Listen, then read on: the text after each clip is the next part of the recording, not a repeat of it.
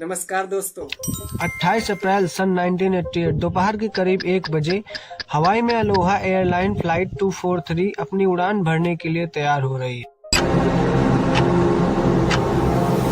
ये एक बड़ा ही सुहावना दिन था। अच्छी खासी धूप निकली हुई थी। ज्यादातर लोग यहाँ छुट्टी मनाने के लिए आए थे।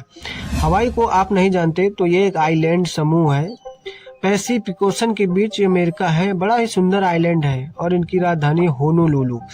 यह जहाज वास्तव में हिलो से होनोलुलु जा रहा था, लेकिन यह दूरी कुछ ज्यादा नहीं है, सिर्फ 35 मिनट की फ्लाइट है। ये अलोहा एयरलाइन यहीं की लोकल फ्लाइट है, जो कि रोज आती जाती रहती है। क्योंकि दूरी कम होने के कारण यह जहाज 8 बार उड़ चुका था सुबह से।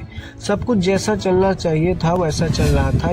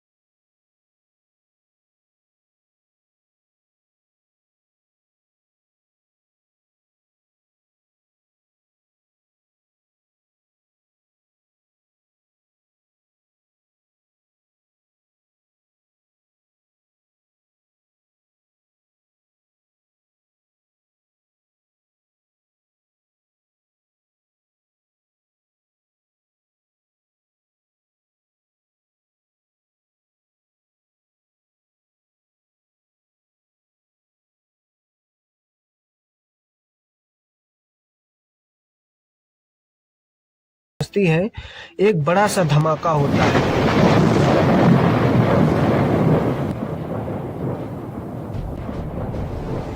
सब लोग डर जाते हैं। चारों तरफ सामान इधर उधर उड़ने लगता है। जबरदस्त कंफ्यूजन सबको हो जाता है। आखिर यहाँ पर हो क्या गया है? कुछ यात्री अपने आसपास देखते हैं के आसपास की दीवारें और छत से जहाज की गायब हो गई है। सबको ऊपर खुला आसमान दिख रहा है और हवाएं तेज चल रही है। यहाँ पर हुआ ये दोस्तों कि जहाज का 35 स्क्वायर मीटर का हिस्सा फटकर अलग हो चुका है। खासकर होता यह है दोस्तों कि जहाज के अंदर केबिन्स में हवा को नॉर्मल प्रेशराइज करके रखा जाता है ताकि हम नॉर्मली सांस ले पाए। आप जहाज पे स्क्रीन पर देख रहे होंगे, इसमें प्रेशर करके रखा गया है ताकि हम नॉर्मली सांस ले पाए। नहीं तो 24,000 फीट की ऊंचाई पर के आसपास वातावरण का प्रभाव कम पड़ जाता है। बहुत कम हवा होने के कारण बहुत पतली हवा हो जाती है। हम सांस नॉर्मली नहीं ले पाते हैं। सिस्टम किसी तरह से खराब हो जाए और हम उतनी ही ऊंचाई पर उड़ रहे हो तो उस केस में यहाँ पर ऑक्सीजन मास्क टपकते हैं और इन ऑक्सीजन मास्क में कम से कम 15 से 20 मिनट तक की ऑक्सीजन होती है, जितने समय में जहाज को नीचे लाना होता है नॉर्मली सांस ले सके। और ये हो गया 10,000 फीट के नीचे। अब हमारी इस जहाज में ये हुआ कि मास्क नीचे तो टपके, लेकिन ऑक्सीजन मास्क सिस्टम काम ही नहीं कर रहा था। जहाज की छत फटने से यह ऑक्सीजन मास्क सिस्टम पूरी तरह से तबाह हो चुका था। लोगों को हाइपोक्सिया का डर सताने लगा। ये वो कंडीशन है जिसमें कि शरीर को पूरी तरह से ऑक्सीजन न मिले तो आप बेहोश हो सकते हो और लास्ट में मर भी सकते हो। अब मिशेल होंडा एयर होस्टर है जो रॉ 15 के पास थी। ये जब धमाका हुआ तो इंटरकॉम के जरिए बार बार कांटेक्ट करने की कोशिश करती है, लेकिन दूसरी तरफ से कोई जवाब नहीं आता है। दूसरी एयर होस्टर सीबी लैंसिंग जो ड्रिंक दे रही थी, जब ये धमाका हुआ छत फटी तो ये हवा में भी साथ में उड़ गई बाहर, जहाज के बाहर। अब पायलट का क्या हुआ यहाँ पर? अगर पायलट नहीं है तो हम सब क्रैश कर जाएंगे और हम सब मारे जाएंगे। ये अब धीरे धीरे रेंगते हुए आगे की तरफ बढ़ती हैं और इन्हें दिखता है कि जेन साटो के सिर से खून निकल रहा है। कॉकपिट के अंदर देखती हैं तो उन्हें कुछ नहीं दिखाई देता है। कुछ चंद मिनट ही बचे हैं, जिसके बाद ये सारे लोग मारे जाएंगे। सभी पैसेंजर्स यहाँ पर बहुत ज्यादा डर जाते हैं। अब डरे क्यों हुए हैं? क्योंकि 500 किलोमीटर प्रति घंटे की स्पीड से ठंडी हवाएं चल रही थी। मिशेल होंडा इकलौती एयर होस्टर है जो बार बार पायलट को कांटेक्ट करने की कोशिश करती है। दूसरी तरफ से कोई जवाब नहीं आता है। इन सभी खतरों के बीच एक अच्छी खबर ये थी कि पायलट अभी जिंदा थे। उनका ऑक्सीजन मास्क थैंकफुली काम कर रहा था। कमांड संभाले थे 44 साल के पायलट कैप्टन रॉबर्ट सेमनेफर, जो बेहद एक्सपीरियंस पायलट थे, जो 11 साल से काम कर रहे थे। उनके साथ दूसरी तरफ से 36 साल के फर्स्ट ऑफिसर जिनका नाम था मिमी टॉपकिंस, जब वो धमाका हुआ तो दोनों ने पीछे मुड़कर देखा कि प्लेन की छत हवा में टूटकर उड़ गई थी। तभी बिना कुछ सोचे समझे वो डिसाइड करते हैं और अपने अपने काम में लग जाते हैं।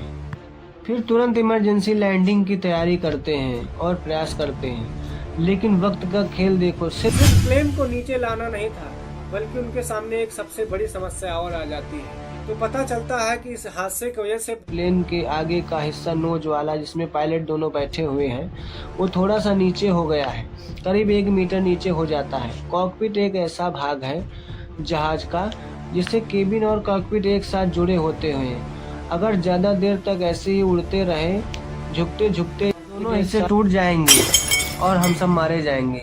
अब 1:48 पर माउंट टावर को कांटेक्ट करके इस घटना को बताती है। इस समय करीब 3 मिनट हुए थे जब जहाज की छत फटी हुई थी।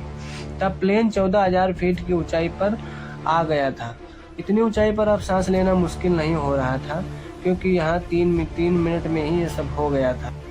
सभी इमरजेंसी सेवाएं तैयार रखी जाती हैं और ढेर सारे अग्निशमन यंत्र, इमरजेंसी सेवाएं एक साथ रनवे पर आ जाती हैं। लेकिन सबसे बड़ी समस्या पायलट के आगे अब आ जाती है, क्योंकि सामने एक बड़ी सी 10,000 फीट की ऊंचाई पर द हालिया काला समिट पहाड़ी सामने आ जाती है। अब ये पहाड़ी एयरपोर्ट और प्लेन के बीचों बीच। कैप्टन रॉबर्ट प्लेन को धीरे धीरे करते रहते हैं और धीरे करते और धीरे करते हैं। जितना धीरे उड़ाते रहते हैं, उड़ा पाते हैं, उतना धीरे करते हुए उड़ाते हैं। और इससे नीचे चले गए तो प्लेन को कंट्रोल करने में प्रॉब्लम हो सकती है, लेकिन धीरे धीरे से वो पहाड़ी के बीचों बीच से प्लेन को निकालते हुए निकाल ले जाते हैं। सभी यात्रियों की जान में जान आ जाती है, क्योंकि वो रनवे देख लेते हैं। अब लैंडिंग के लिए 3 सेट खुलने चाहिए, 2 पीछे और 1 आगे खुलना चाहिए।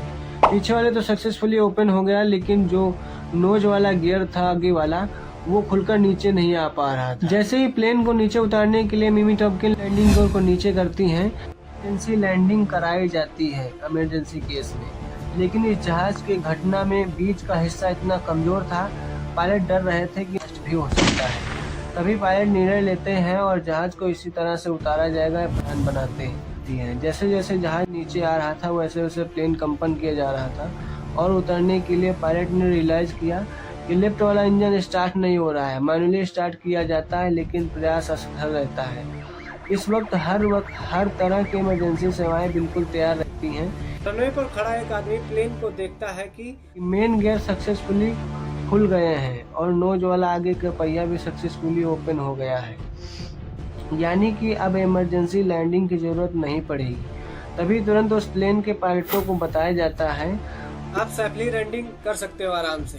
तब पायलट की जान में जान आ जाती है और फिर ठीक 1:58 पर यानी 13 मिनट 42 सेकंड के बाद अलोहा एयरलाइन 243 रनवे पर उतरता है।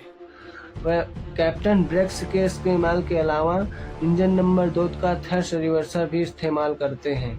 अब धीरे धीरे प्लेन धीरे धीरे शांति से आकर रुक जाता है। रनवे पर मौजूद लोग इस प्लेन को धीरे धीरे से देखते हैं। वो अब राहत और चैन की सांस लेते हैं। प्लेन से यात्रियों को एग्जिट द्वार से उतारा जाता है। उस वक्त का एक ये असली वीडियो भी लिया गया था, जो आप इस वीडियो स्क्रीन पर देख रहे होंगे। सभी यात्री कैप्टन को शाबाशी देते हैं और धन्यवाद कहते हैं कि उनकी जान बचाने के लिए। बहुत बहुत धन्यवाद। कमेंट और शेयर करना ना भूले, और अगर अभी तक आपने हमारे चैनल को सब्सक्राइब नहीं किया है तो जल्द कर ले, ताकि हमारी सारी वीडियोस आप तक सबसे पहले पहुंच सके।